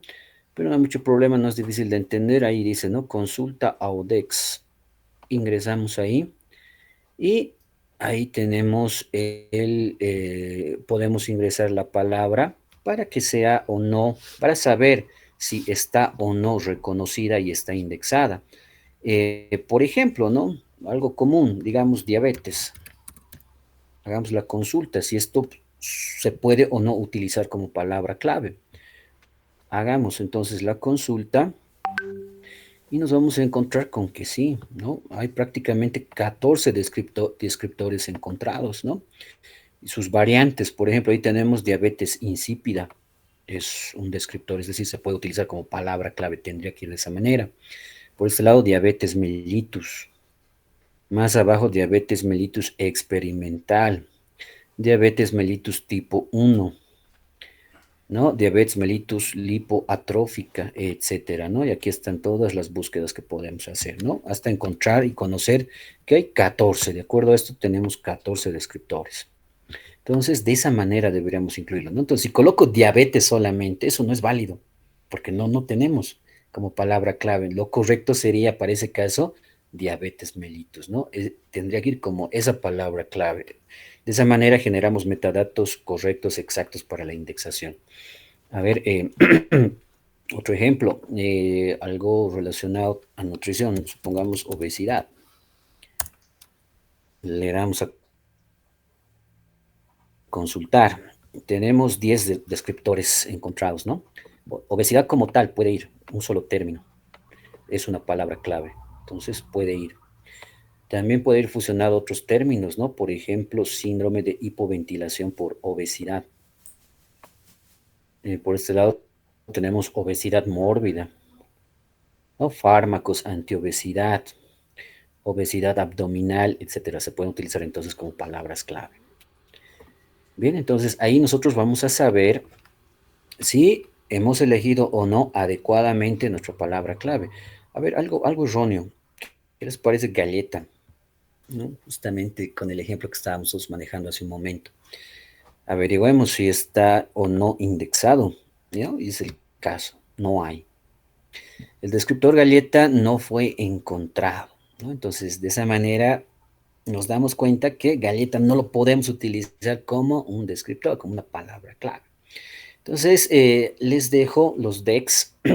En el área biomédica, obligatorio que esté su palabra clave esté indexado en BBS, o la otra opción que les daba, ¿no? El mesh. El mesh es dependiente del Medline, el NIH, ¿no? Es el PubMed. Es una base de datos extremadamente grande, dependiente directamente del CDC de Atlanta, Estados Unidos. Entonces, ya se imaginarán, ¿no? La tremenda riqueza científica que tiene esta base de datos. Lo propio, ¿no? Esta es la página principal. Les he enviado también, les voy a adjuntar la dirección URL y lo propio, ¿no? Es como el Google. Entramos a la página y acá ingresamos las palabras clave, ¿no? El problema del mesh es que estas palabras clave o metadatos las maneja en inglés, no en español. Eso es lo que les comentaba justo hace un momento, ¿no? Hagamos el intento. Por ejemplo, vamos a ingresar obesidad, español, y le damos a búsqueda, ¿no? Exact match. Y veamos qué es lo que ocurre. ¿Ven? No apareció nada. Nos mantenemos en la página principal. En consecuencia, no reconoce esta palabra clave. Pero si lo traducimos al inglés obesity, ¿no? Ahora sí, me imagino que nos va a dar un resultado. Eso, ¿no? Pues ahí lo tenemos como palabra clave. Va, el mesh, ¿no? Obesity, que sería, ¿no? El exacto encontrado. Entonces, de esa manera también podemos hacer o generar metadatos para indexación ya en una base de datos más amplia a nivel mundial, ¿no? Si tienen problemas con el inglés, no se complique. Acá le dejo el DEX. El DEX sí se lo puede trabajar en español y ahí vamos a tener también algo más claro en cuanto a la inclusión de palabras clave. Bien. Bueno, recomendaciones. En resumen, evitar citas. Bueno, no tiene que haber citas. En resumen, no hay citas. Las citas empiezan incluso desde la introducción hasta la discusión. Tiene que haber citas, pero en el resumen no. Usar verbos en pasado. Palabras clave, combinar términos generales y específicos y no repetir palabras del título, de preferencia, aunque a veces no tenemos otra opción más que extractar, ¿no? Las variables principalmente que figuran en el título y que tienen que ir como palabras clave, ¿no? Pero ahora mucho va a depender de si está o no indexado al Mesh o al DEX. Corrobórenlo, es bien sencillo, si se han dado cuenta. Ingresan a la dirección URL, ingresan la palabra y listo, ahí ustedes están seguros de que es si su palabra es o no la adecuada. Bien, hasta ahí. Si tuvieran alguna pregunta, adelante, por favor.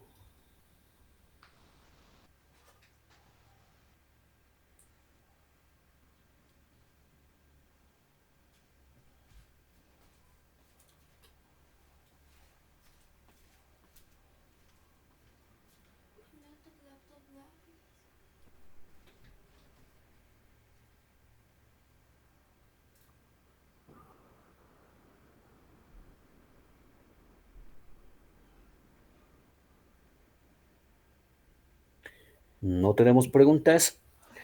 Bueno, ¿me escuchan?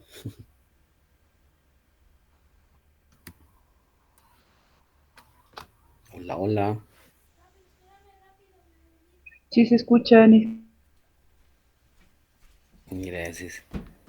Bien, continuemos entonces. Ética y buena práctica científica.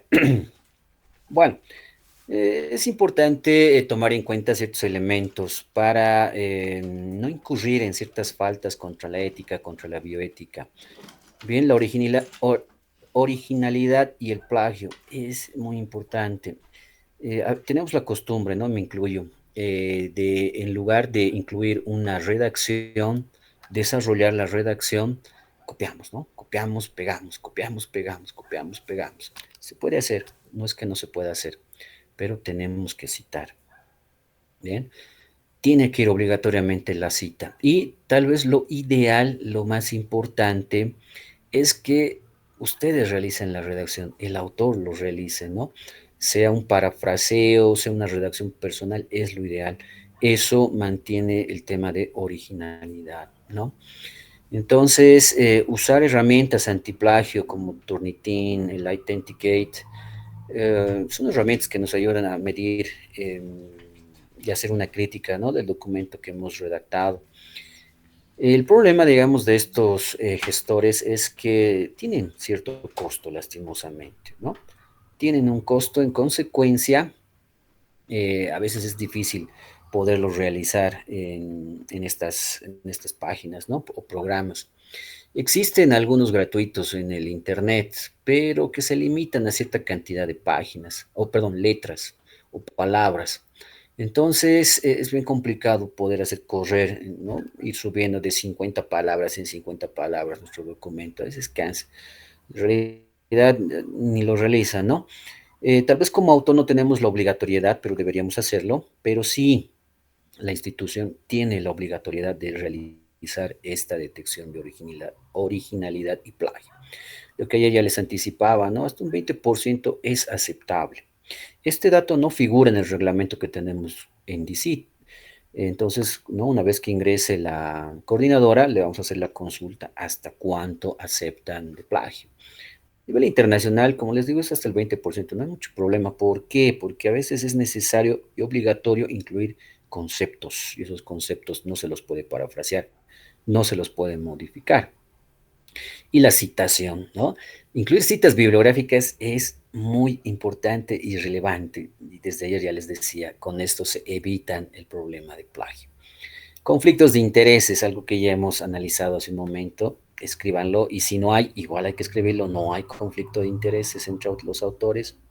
La autoría, se debe listar solo quienes cumplen los 4 criterios de la ICMJE, ¿no? Contribución, redacción, aprobación y responsabilidad. Para ser autores, bueno, el orden de aparición en el artículo debería estar basado en estos 4 criterios que nos recomienda este ente, ¿no? Bueno, en nuestro medio lo dejamos al azar, ¿no? A veces lo incluimos al amigo del amigo, esto justamente para realizar un apoyo, tal vez no tiene nada publicado y demás, pero en realidad debería ser sistemático, ¿no? Deberíamos utilizar este tipo de criterios para poder elegir la autoría. Algunas revistas inclusive les facilitan un formulario donde, ¿no?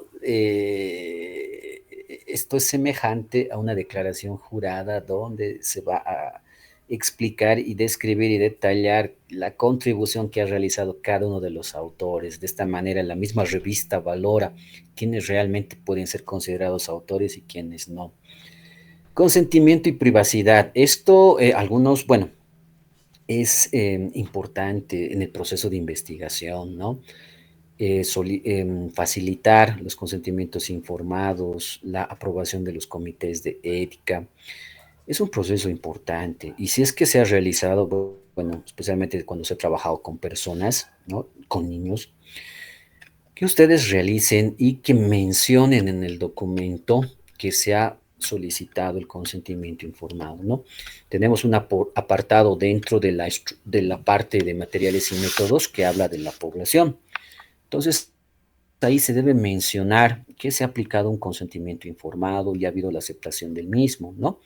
O bien si es un ensayo clínico que ha sido aprobado por el comité de ética, por el comité académico o por el comité científico.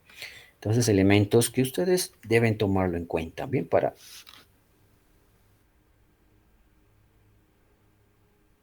ya se viene el número 11 de la revista científica Salud y Nutrición, nuestra carrera.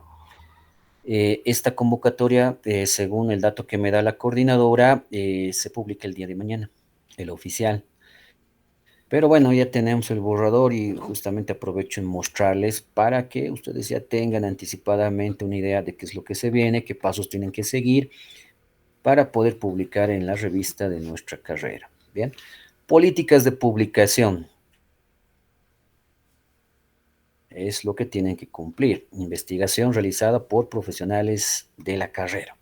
Entonces, acá tiene que necesariamente figurar el docente de la carrera. Estar enmarcado en los indicadores de evaluación de estándares internacionales, es lo que hemos revisado el día de hoy, ¿no? INRIT. Todo lo que se ha desarrollado, hablado referente al INRIT, sobre esa base, redacten su artículo. Referente a un problema científico, ser original, deberá contener no más de 10 páginas, ese dato me preguntaban ayer, acá ya lo tenemos confirmado, un máximo de 10 páginas, ¿bien? Número de autores, acá se vuelve a confirmar, no deberá ser superior a 2.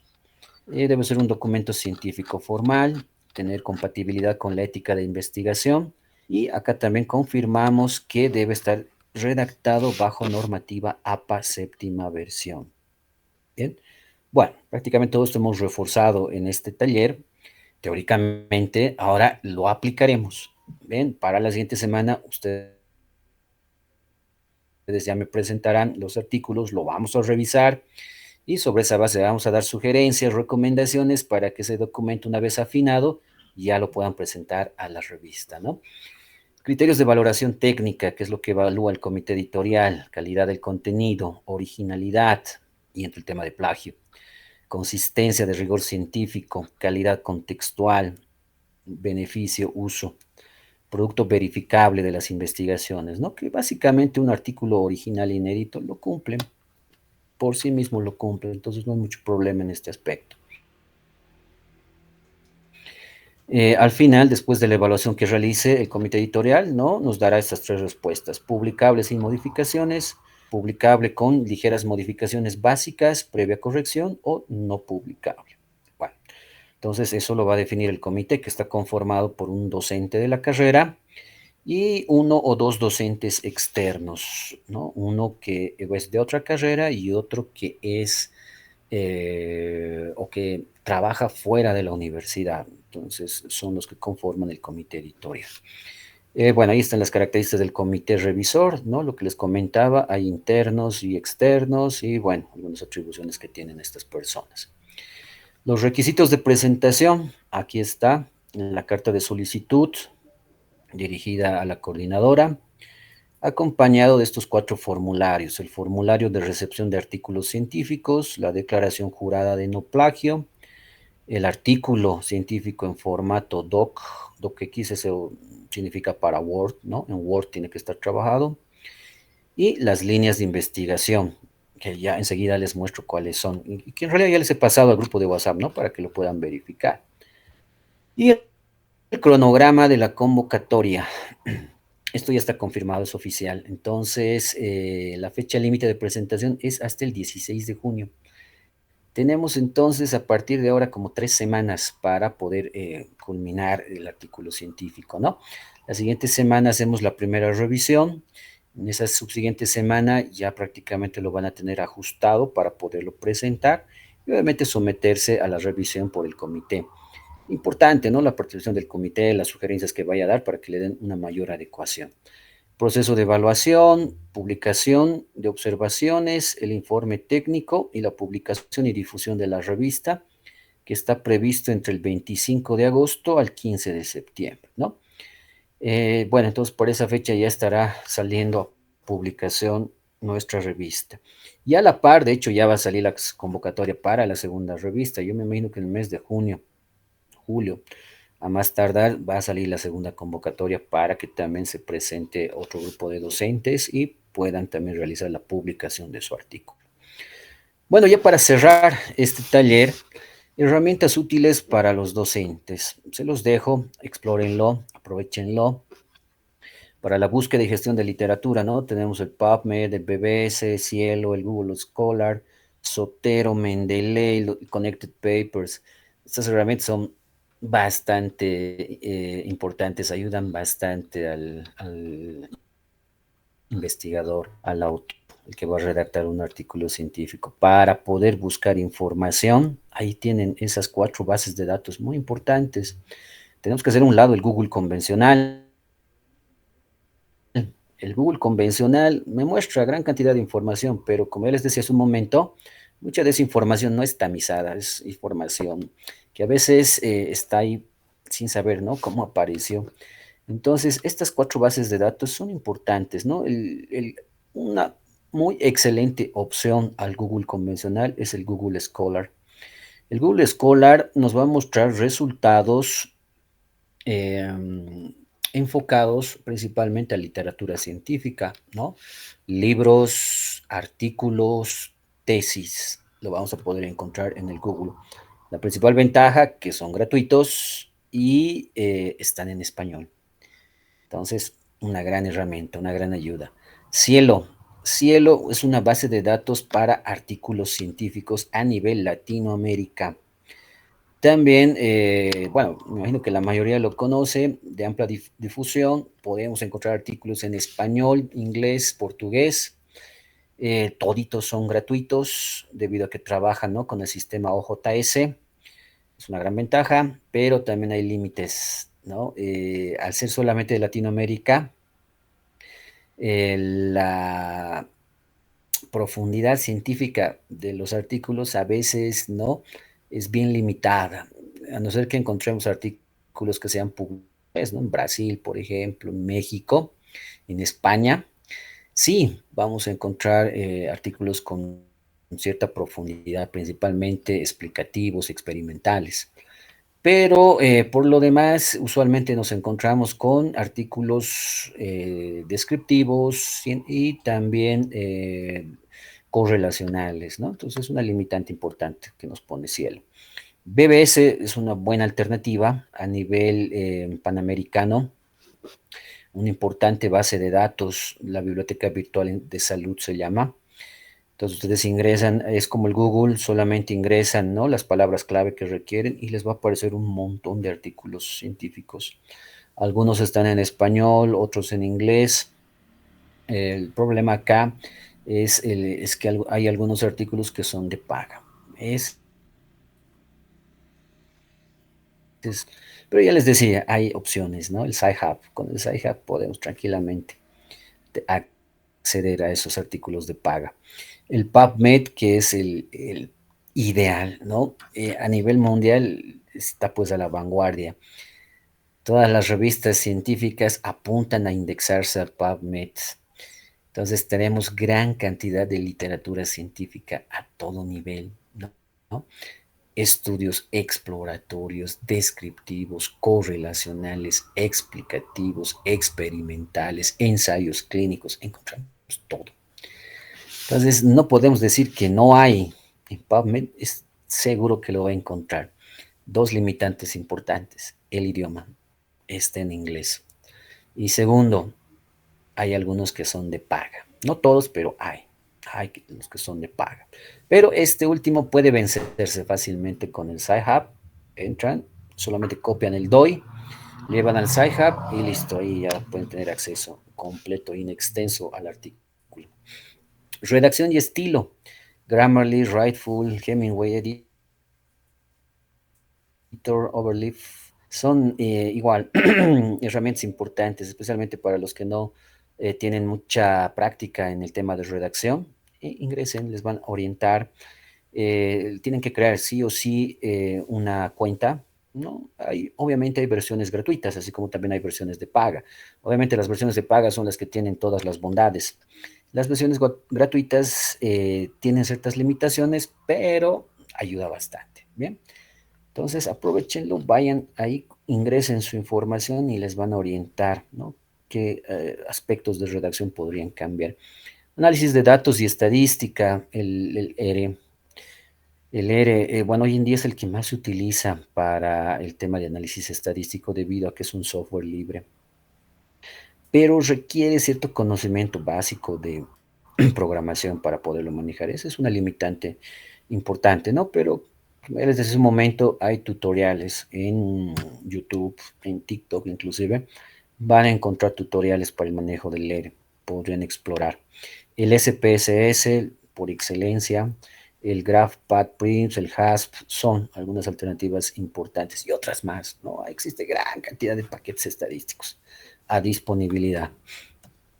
Para la preparación de figuras y tablas, ¿no? El BioRender, Canva, el Canva me imagino que lo conocen, lo manejan. Este BioRender es extremadamente bueno, especialmente para armar flujogramas, protocolos, para armar esquemas celulares.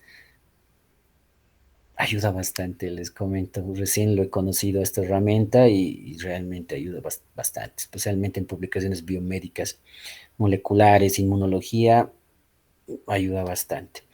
El Canva, bueno, para diseño de gráficos y demás, que estoy seguro que lo conocen, lo deben manejar. También nos ayuda mucho, especialmente para el tema de preparación de figuras, ¿no? A esto obviamente se suma Excel. El Excel es, creo, la herramienta básica, general, inclusive en algunos casos universal para preparar nuestras figuras, nuestras tablas, ¿no? Inclusive para generar nuestra matriz de datos y demás. También es aceptable trabajar en el Excel. En realidad, ustedes tienen que buscar su comodidad, ¿no? Hasta cuál pueden ustedes utilizar, trabajar. Eso es libre, ¿no? Ninguna revista les va a exigir que tiene que ser SPS o tiene que ser solo íntegramente del autor. Bien. Bueno, hasta acá si tuvieran alguna pregunta o caso contrario, pues estaríamos culminando esta primera parte de la presentación, ¿no? Más bien, muchas gracias por la atención prestada, por la disponibilidad de su tiempo. Estamos siempre prestos a colaborar, ¿no? Direccionar, en este caso, a la publicación de su artículo. Sí, adelante, adelante, alguien quiere hablar. Adelante, por favor, tiene la palabra. Sí, buenas noches, doctor. Primero, nuevamente felicitarlo. Realmente es de mucho apoyo para, no solo para la revista, sino para nuestra vida profesional. Realmente muy valioso curso. Bueno, yo quiero preguntarle, a un principio dijo que se podría dar prioridad a lo que es de la parte clínica, tal vez más que de salud pública, doctor, si he entendido bien. Exactamente.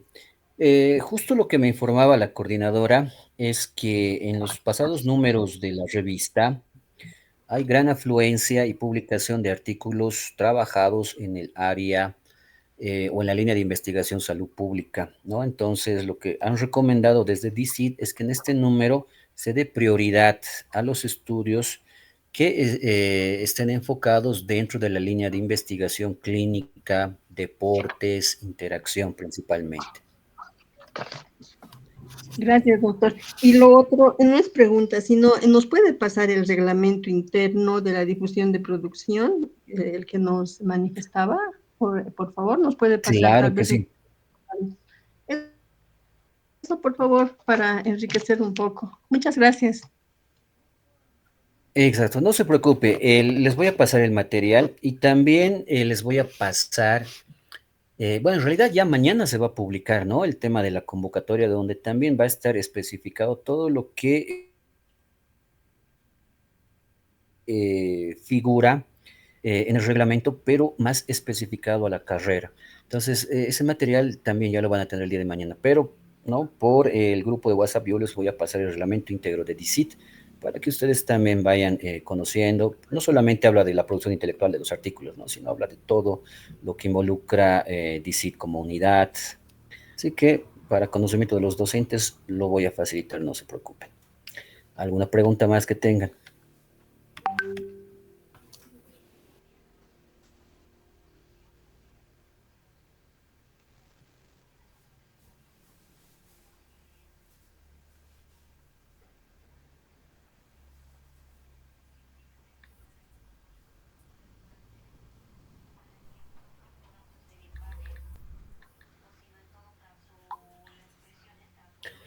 Bien, bueno, estemos a la espera del ingreso de la coordinadora para que ella tal vez pueda aclarar algunas dudas que ustedes tengan en la parte administrativa de la publicación. De hecho, ella nos va a orientar mejor en ese aspecto para que vayamos preparando el material y lo sometamos más adelante a revisión, ¿no? Más bien podemos aprovechar ahora en estos últimos minutos en realizar un análisis de las líneas de investigación. Este documento ya les había facilitado para que ustedes justamente elijan sobre qué línea de investigación quieren trabajar. La recomendación que viene desde DICIT es que se exploten las otras líneas más que esta línea 2 que es salud pública, ¿no? Debido a que en números pasados justamente se han publicado artículos que se han trabajado bajo esta línea de investigación. Entonces, en la línea 1, investigación clínica, tenemos, ¿no? Estas líneas de investigación: nutrición y metabolismo, enfermedades crónico-degenerativas, gastrointestinales, renales, oncológicas, nutrición en diversas enfermedades, intolerancias y alergias alimentarias, carencias nutricionales, inmunonutrición, nutrición celular y molecular, dietoterapia intrahospitalaria, soporte nutricional, química clínica, gestión de calidad en nutrición intrahospitalaria. Tal vez ustedes tienen temáticas, ¿no? De hecho, podrían y van a tener esa prioridad en cuanto a publicación. Para el tema de salud pública, lo propio, ¿no? Tenemos también las líneas: prevalencia de enfermedades crónico-degenerativas, epidemias, requerimiento de estándares nutricionales, estado de evaluación nutricional, ingesta dietética, alimentación y nutrición en poblaciones vulnerables, nutrición y alimentación poblacional, alimentación en condiciones de desastres, inseguridad alimentaria, estrategias nutricionales, conocimientos, actitudes y prácticas alimentarias. Luego la línea 3 refiere a industria y servicios de alimentarios, también es una línea que poco se ha explotado.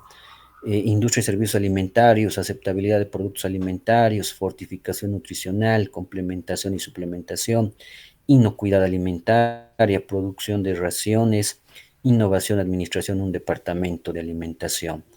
También van a tener prioridad. Tema de nutrición y deporte, ¿no? Estado nutricional, composición corporal del deportista, suplementación, hidratación deportiva, nutrición en diferentes especialidades, gasto energético en actividad física, nutrición en alto rendimiento, lo propio, va a haber mucha prioridad.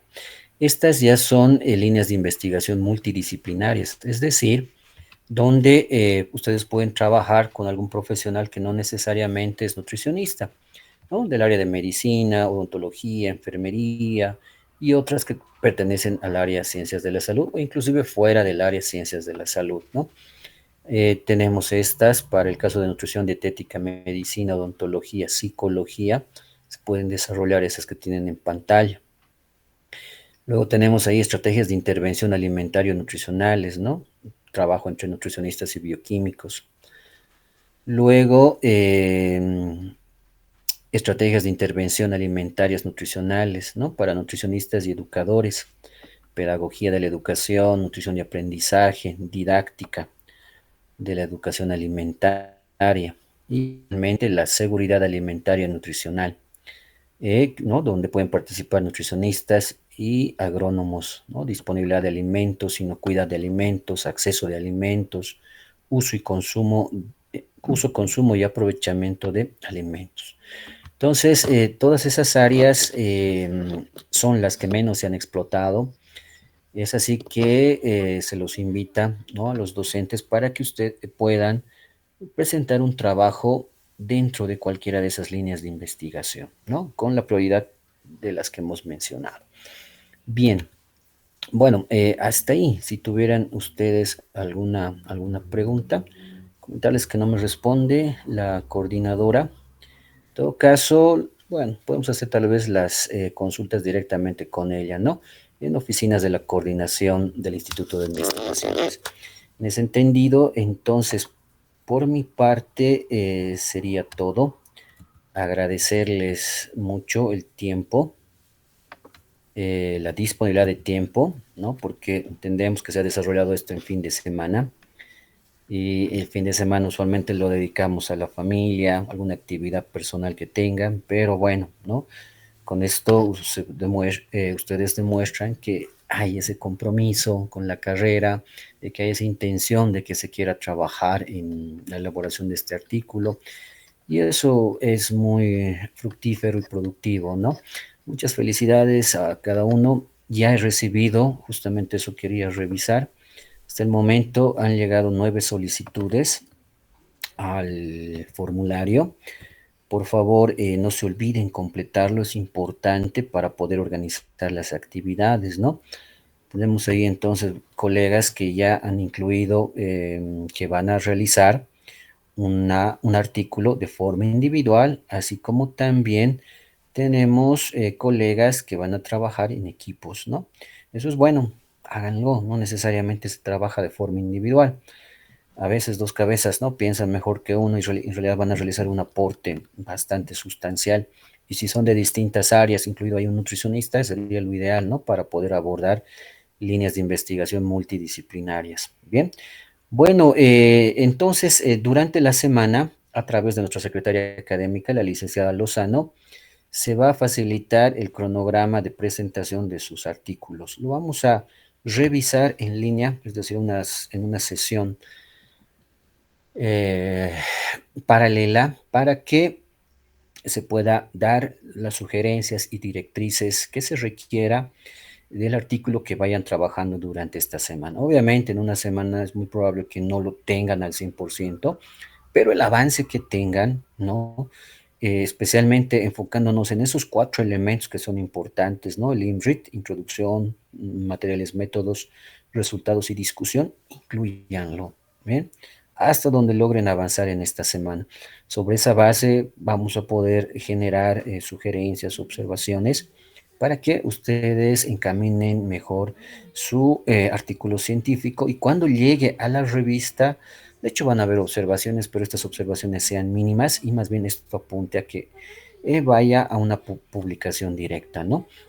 Ese es el objetivo que nos hemos trazado como asociación y esperemos cumplirlo, alcanzarlo, pero obviamente va a depender mucho de la participación que realicen ustedes, estimados colegas. Bueno, por mi parte sería todo. Ah, un detallito más, me olvidaba. El tema de certificaciones, vamos a entregar 2, les decíamos, ¿no? Aquellos que no logren publicar su artículo, les vamos a facilitar un certificado de participación con un valor de 20 horas académicas. Y aquellos que presenten el artículo listo para su revisión en la revista, también se le va a entregar el certificado de participación y también el certificado de aprobación del taller. Y este segundo certificado va a tener un valor de 60 horas académicas, ¿no? Obviamente esto para que el certificado tenga valor curricular no solamente en la universidad, sino también en cualquier institución fuera de la universidad, ¿no? Esto obviamente para beneficiar de alguna manera al docente. Bueno, eso sería todo. Muchas gracias. No, les dejo con la licenciada Lozano, tal vez para realizar la despedida de esta primera semana. Yo totalmente agradecido con ustedes. Espero haber aportado, espero haber guiado. Cualquier duda internamente, no se preocupen, escríbanme. Yo con gusto les voy a responder y ayudar en la elaboración